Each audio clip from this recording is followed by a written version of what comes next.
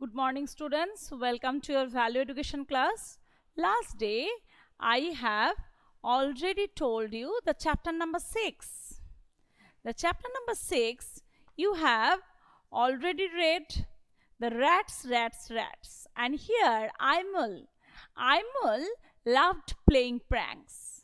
Pranks means making fun, and not only the making fun, and also at the same time, he can trouble someone. He was lying to someone.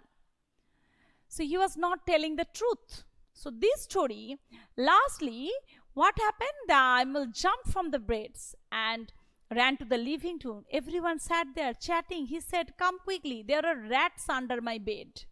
Nobody even looked at him. He was always making pranks to his sister, to his grandfather, to his father and mother. So here he was telling, shouting that everybody, I'm not lying. Please believe me. Nobody even bothered to get up. Aimal called someone. Aimal opened his eyes. It was his grandfather. Aimal sat up. "These rats?" He said. "What rats?" Grandfather asked. "You were shouting in your sleep. Did you have a bad dream?" "So all those rats were a dream?" Aimal sighed with relief. From that day, Aimal decided never to tell lies again. And never did he play pranks to anyone that troubled them either. So that story, that wolf and cowboy. So that story you are in class 2. Now I think you have also seen our smart class, that one boy, cowboy and wolf. He used to shout to his villagers. What? Whenever he was going to the field with his cows, he used to shout, "How the wolf, wolf!" So, not only the nearby villagers, all they used to come by running, and they had seen the boy was lying, that there was no wolf at all. After that, he used to come and he was to run and run. Again, every day he was telling that wolf is coming. This happened 2 and 3 days. But at last, the real wolf had come. Real wolf had come. But what happened? At that time, again he shouted. But nobody came. They were thinking that boy was lying and shouting. But when the wolf came, he killed cows. Not only killed cows, he also made hurt to the boy also. Many cows, he killed 2-3 cows, cattle, all this that wolf had done. After some time, the villager came and they had seen that wolf had really come, and that boy understood that he should not tell the lie. If he would not tell the lie before that day, the villager could come. Villager, obviously they would come to help to him. So this is the story of wolf. And like this story also, Aimal also used to tell lie to his grandfather, to his sister, and to his elders. And if he had not seen the dreams, he could not understand that he should not tell the lie. So tick the questions. Number 1. Do you think scaring someone a prank is fun?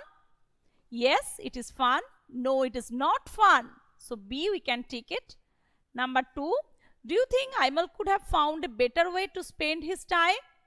Playing prank is a good hobby. Yes, Aimal could have spent his time more wisely.